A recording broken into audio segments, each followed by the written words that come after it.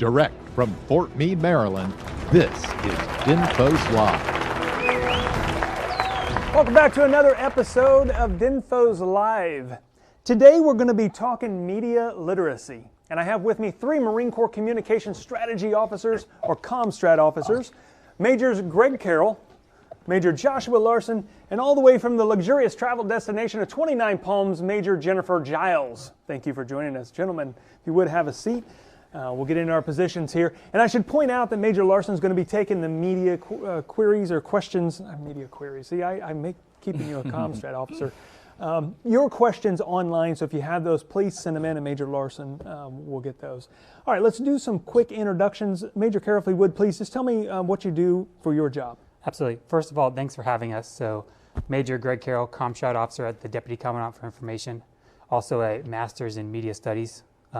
So, in 2017, Secretary of Defense General James Mattis made information a joint function, and then in 2019, the 37th Commandant General Neller made information the 7th warfighting function for the Marine Corps. So I think that kind of underscores the value of information on the battlefield. So more specifically talking about mis and disinformation today and kind of the role ComStrat officers play in that. Yep, they got it. No, that's good. I appreciate that. And Major Larson, how about yourself? Yeah, Chad. Like Greg, I also went to San Diego State University in a 4505 communication planner. I have a master's degree in media studies. Currently, I work at the communications directorate at the Pentagon. Specifically, I'm responsible for basically public affairs and visual information, doctrine and policy, ComStrat. Yeah. And I also work with a team that considers training and education across the Marine Corps. So happy to be here. All right, good, gentlemen. I'm so glad that you could get out of the Pentagon and join us in the studio today. And Major Giles, if you would, tell us a little bit about yourself out there in 29 Palms. I'm happy to be here. So I have a master's in defense studies from Naval Postgraduate School, and also my master's in security studies from Marine Corps University, where I recently completed my thesis on media literacy and combating mis and disinformation. Perfect. So first off, very qualified guests on the show, and with 3 of them, we'll be able to answer hopefully any question you throw our way, so please start sending those in. Before we, I guess, really get into it, if you could, Major Giles, I'm going to ask you, could you define media literacy to me according to what academia says? Oh, absolutely. So by definition, media literacy is a skill set that promotes critical engagement of all types of mass information. This includes digital, print, broadcast. It also helps us develop resiliency to the abundance of low-quality misinformation and malicious disinformation found online. It helps people become competent, critical consumers of media. Most importantly, media literacy is not about telling people what to think. It's about how to think critically about what we see. Okay, I appreciate that. And I guess a follow-up to that, let me ask, is it different than digital literacy or social media literacy, or are they all combined? Well, we really need to look at what kind of skills this requires, to navigate digital media literacy. So digital media, we're talking about search engine optimization, email marketing, push notification, content marketing, analytics, social media. It's everywhere online. So when interacting with digital media, we need to consider context clues and other information around the design of the platform. Is someone trying to sell me something? Are they trying to get me to think something? Now, if we're talking about social media, we're talking about platforms such as Snapchat, Instagram, Twitter, Facebook, and others. We have to be cognizant of how information is injected into these networks, and how's that information relayed, and how is it even distorted within these networks. And those are the different context clues we need to consider when looking at the different types of media literacy skills. Do you have some examples that you could give on that? Chad, have you heard of information laundering? Yeah. Well, that's a common issue that media literacy can help people combat. When news surfaces, and sometimes it's sources, if it's unverified sources, we need to start looking at media literacy skills to help us get to the bottom of that. Journalists, they're doing very, very important work, but sometimes they're rushed, sometimes they make mistakes, and unverified sources, faulty information can be injected into mainstream media. Now, this is very dangerous because people will transpose the trust that they have in journalism or in that source onto that faulty information. Media literacy skills are something that we can practice to help us debunk this. So we kind of got started before I gave the disclaimer, but I really want to point out that we're just having a conversation about an important subject, and this is not policy, it's not guidance, you're not setting the law or anything. It's just, this is your education, and you guys are very skilled in this, and we're going to talk about it a little bit, and that's kind of what we're here for, and that is the premise of this show, is beyond the classroom. It's all about education and having a conversation about subjects that we need to be having. So let me go, Major Carroll, if you would. So what's the difference, I guess, between dis, and misinformation? Right, so I think to kind of simplify it, there's two main components. There's the intent and accuracy. So we look at disinformation, probably the most popular one. So the intent of that is to deceive, and they're deceiving with false information. So again, that information is not accurate, and the intent is to deceive the intended audience. We look at misinformation. The information is inaccurate, but the intent is not to deceive. The intent is to communicate a message with good intent, but still communicating false information. And then malinformation, that information may be accurate, but the intent is still to do the audience harm. So we think of like posting vulgar imagery or something like that. That information is accurate, but the intended audience is harmed by that. Got it. Okay. Any other thoughts on that one before we? Well, I think I would just add that malinformation is a lot of times it can be half the truth. It's without the context, right? Without the full picture, without the full context, you can take a lot of information that's absolutely true, but if you leave out the other 25% of context, it misleads. So that's why it's in some ways even more dangerous, because if you tell somebody that's malinformation, they can hit you back with, no, this is the truth, it's verified. Well, yeah, it is, but you're missing that other part. So yeah. Yeah, no, it's important to point out. Why does it make people, I guess, why are they vulnerable to misinformation? Well, one big issue is heuristics. I mean, nobody's a clean slate. Our brain will use our experiences to create shortcuts. And so often we can jump to conclusions or pull from people within our community that we trust, but they may not be the most informed. So that's one way that people are very vulnerable. Another big issue is people are not sharing information or going to certain places online out of a need to find truthful information, and they're not sharing information out of a need to be accurate. They go there for personal reasons, to connect with a group, to engage with others. Okay, good point. And so it's really, I guess the importance is understanding what you're reading. Is it factual or is it not? And then make it a decision before you forward that on. I'm just thinking about my family. Honestly, I'm trying to educate them is what I'm trying to do. But as a PA or communication specialist, Major Carroll, if you wouldn't mind, what is our role in that? What's the DoD and the PA, I guess the VI world? What's their role in this whole process? Absolutely. So public affairs professional, Comstrat officer, we support the commander. So I think it comes down to force resiliency. So kind of talking about our ability to preserve the commander's command and control, ability on the battlefield. So as Comstrat officers, there's all, strength through truth is out there, but there's also mis and disinformation that's countering that narrative. So our ability to communicate to the force, Marine sailors, airmen, Coast Guard, kind of communicating to them about, the threats out there, the threat vectors that are persistent throughout social media, and how, they'll leverage, the information on social media. We post a lot on our, Facebook pages and stuff like that, communicating about various stuff, and that information is then used to micro-target us, to put specific information that to the audience, we are very appetizing. We want to consume it because it supports confirmation bias, belief bias. So I think just educating the force about that information, making them aware of the threats that are out there and how they're more susceptible to information. I think that's where Comstrat officers come in, or PA professionals, just educating the force of those threats. Okay. Anything else? Yeah, I would just add that it's not just a PA thing. It's not just a public affairs thing. A lot of other information-related capabilities or information forces. We're still kind of playing with the terms to figure out what exactly we're going to call them. But other occupational fields have a big play in this as well across the DoD, intelligence, Marines as well, or intelligence, the intelligence community, and also. But the key thing here with public affairs is that we have a unique capability in that we can, I'll steal a word from our commandant who said, we can engage directly, daily, and globally with all our audiences. So we're not just constrained to foreign audiences or domestic. We're communicating with everybody all at the same time. So I think that's the unique capability from a public affairs standpoint, and why we play such a huge part in this discussion. Yeah, makes sense. How about you, Major Giles? Anything to add on that one?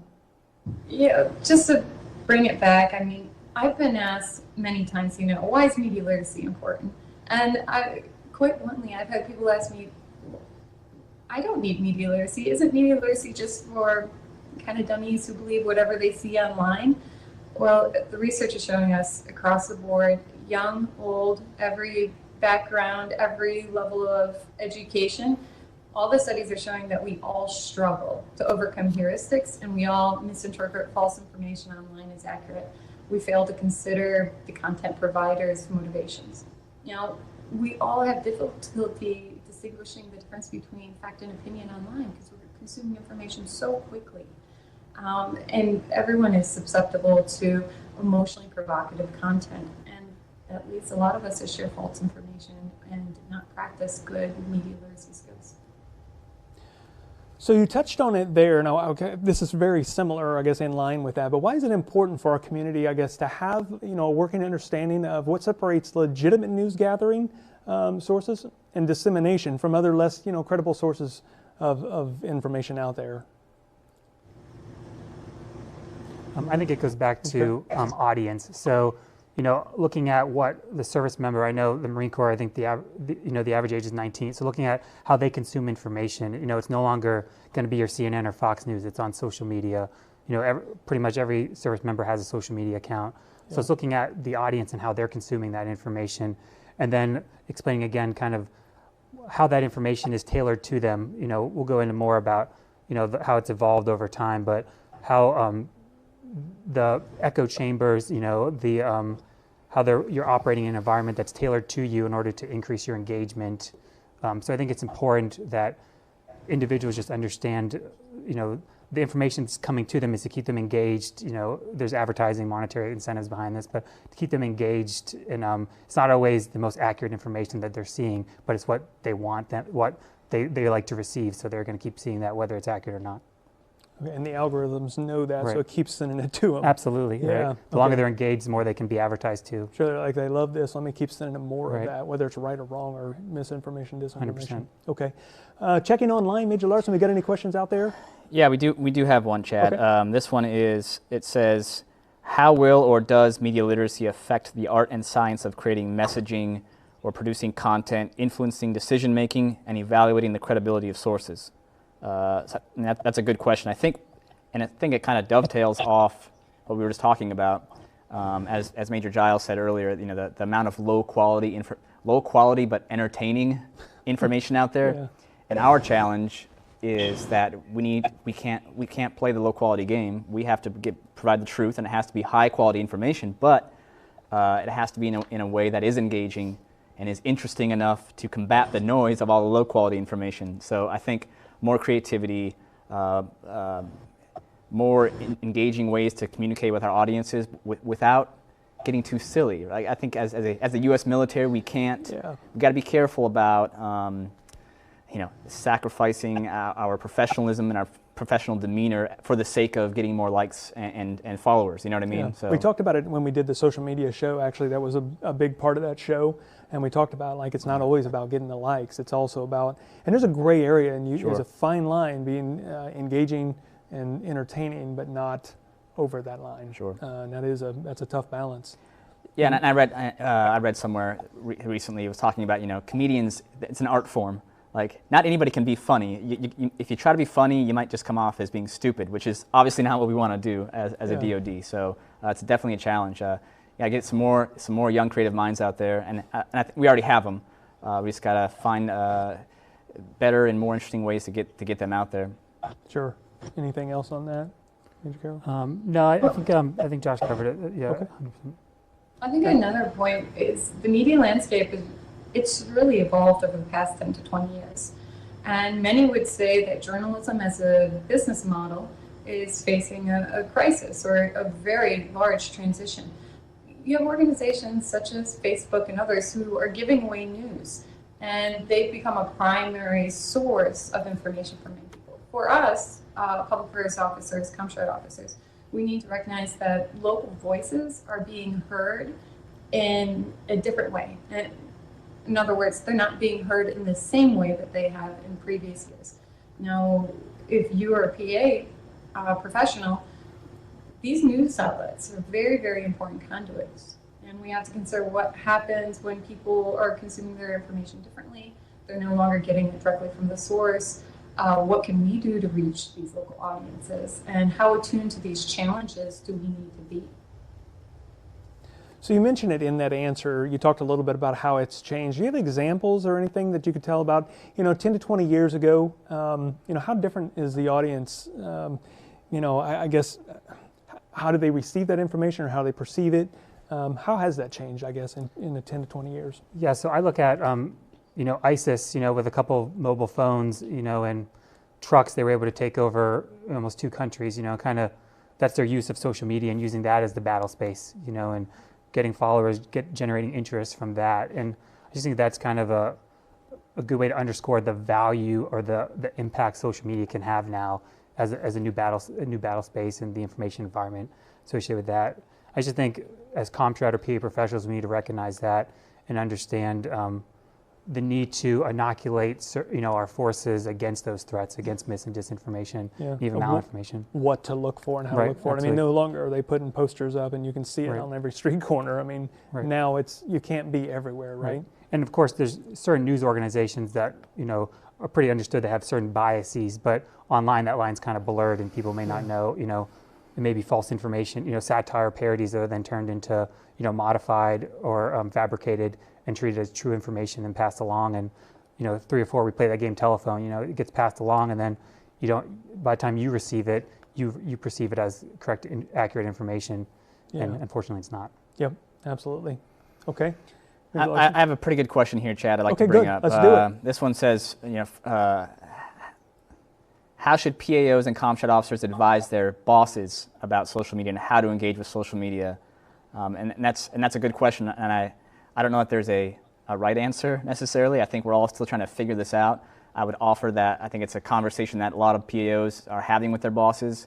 I always bring up this point when my boss talks to me about this. I bring up, there's hundreds of books about social media and how to use it online, and you can order in Barnes & Noble. There's probably a wall of books on social media, but it's all from the private sector, and it's about how to use private sector methods to make more money. It's marketing.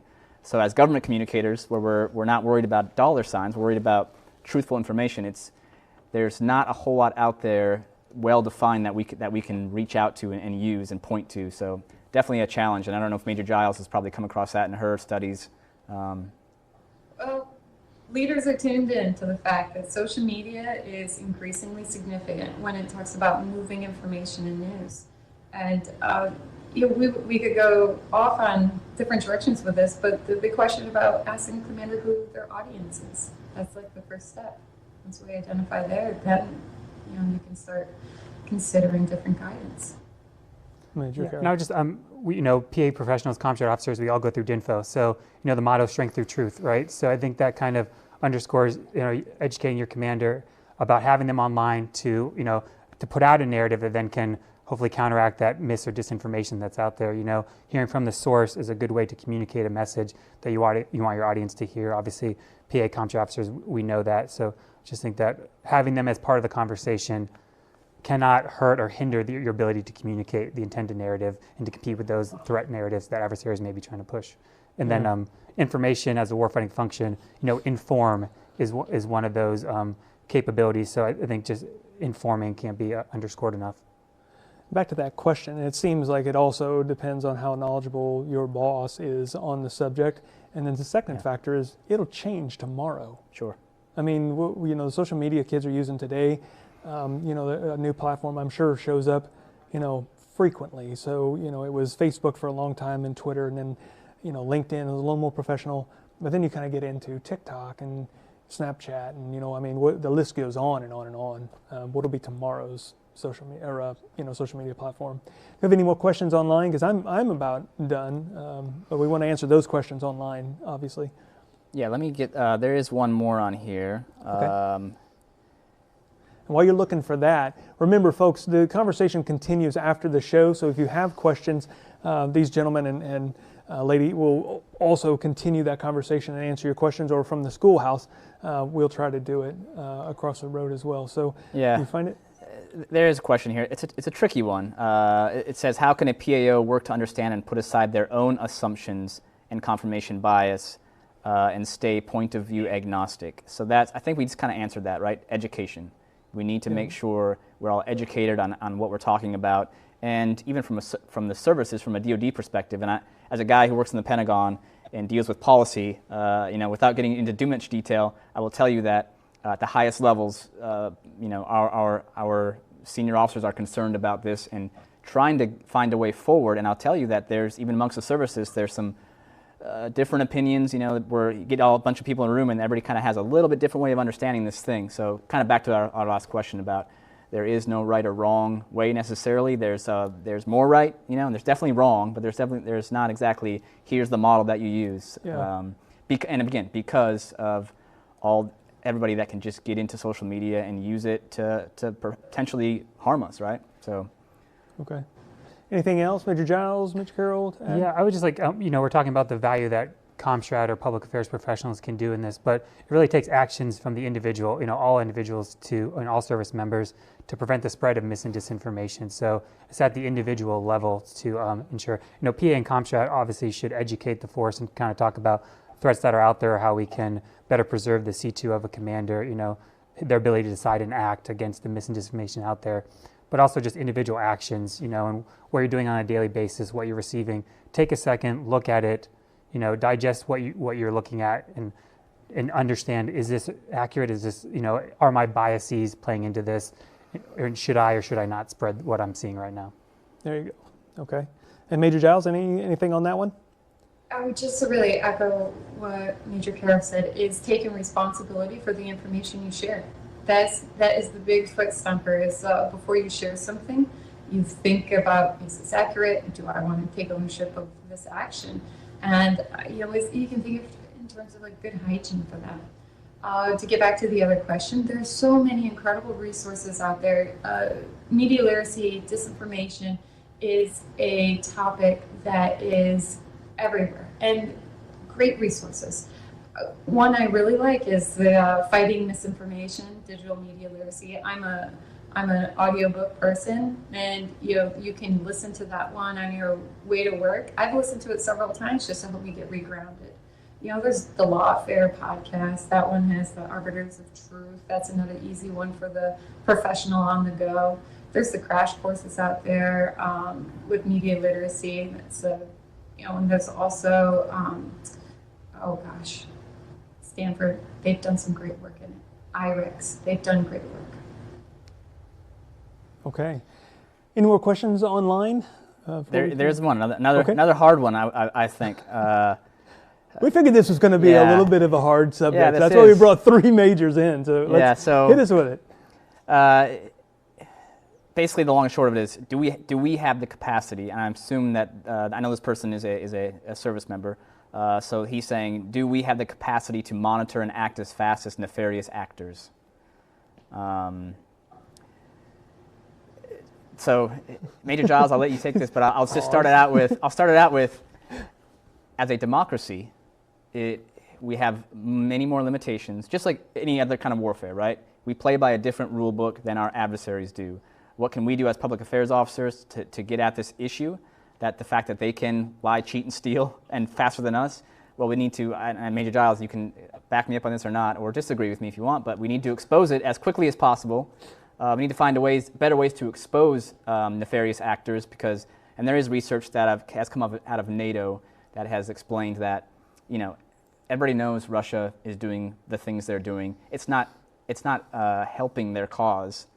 They might think it is, but the people that understand it and know what they're doing, it's actually it's galvanizing support against them. So it's potentially going to backfire for them, I think, if we can continue to expose it and make sure everybody understands that what they're doing, expose it for what it is, and make sure we expose that this is not grandpa and grandma posting this. This is someone else posing as your grandfather and grandmother. So it's education, of course, like everything else in the world, right? More education And I'll pass it over to Major Giles if she has anything smarter to say.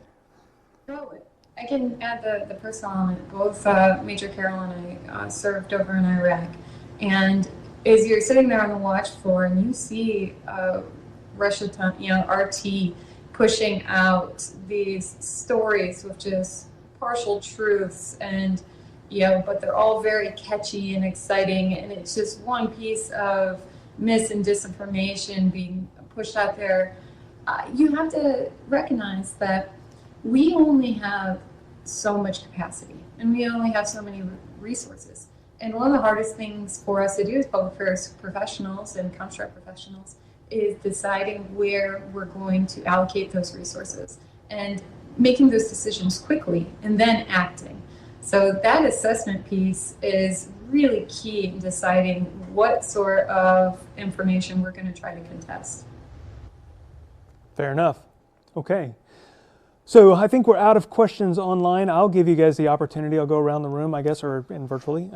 Is there anything that I've missed, or anything that you want, another foot stomper that you want to, make sure that we drive home, or any other thing you want to add? Major Carroll, we'll go to you first. Thanks again for the opportunity to come on here. I think this is a very important subject. Kind of reiterating what I said earlier, but it takes individual actions. Comstrat, PA professionals are important to educate the force about the impact of mis and disinformation, but it also takes individual actions to prevent the spread. So. Right. Thanks again for allowing this. We didn't start the conversation, but we're continuing it, and we hope that you guys do, I guess, out, wherever you are, base, ship, station, unit, whatever. Talk about it, I guess, get smarter on it, reference some books and some literature. Major Larson, anything to add on that?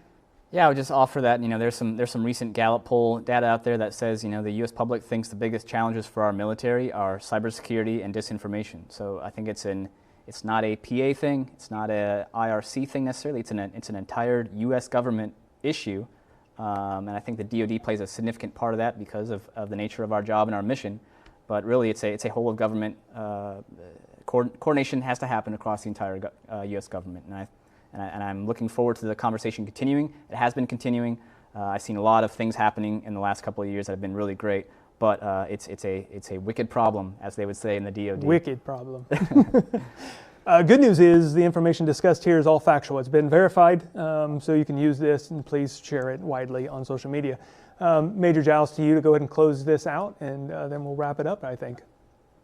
Well, I'm a huge advocate for media literacy, and I just want to remind our public affairs professionals, construct professionals, when you're going forward and advocating for media literacy, remember to remind people who you're talking to that media literacy education is not about telling people what to think. It is not about telling people what to think. It's about how to think critically about what we see. Okay. All good points. I think that's it. It's a great discussion. I appreciate you guys coming in studio, and Major Giles, joining us from out there. I'm sure you're happy to get out of the heat and get inside an air-conditioned building for a little bit. I understand completely. So that is going to kind of wrap it up. Gentlemen, I appreciate it so much. Absolutely. We do have a couple closing comments. Major Giles, it's great seeing you, at least virtually. It's been probably 15 years since we've seen each other, so I appreciate that. We go way back. Folks, we want to do a quick shout out. Happy birthday to the Navy. We just missed that. That was October 13th. And we want you to get ready for the Marine Corps birthday, which is coming up on November 10th. All right, so everybody needs to prepare for that. A shout out to the Sea Services for finally taking back the toilet bowl over across the street at the DINFOS. They finally won that back, so congratulations to them. Folks, that's our show. No, it isn't. I got one more thing I need to do. Next month, we're going to be airing 1 week early, so just because Thanksgiving is coming up. So 1 week early, November 17th at 2 p.m. Eastern, when we're going to have a team from the Army. They'll be here discussing how to write for your boss, and I think how to get published. So that'll be an interesting conversation as well. From Studio One at DMA, sorry, I had to remember where we are. I get excited when we're closing up a show. That's our show for today. We'll see you here next month. Goodbye, folks. Throws me off when I have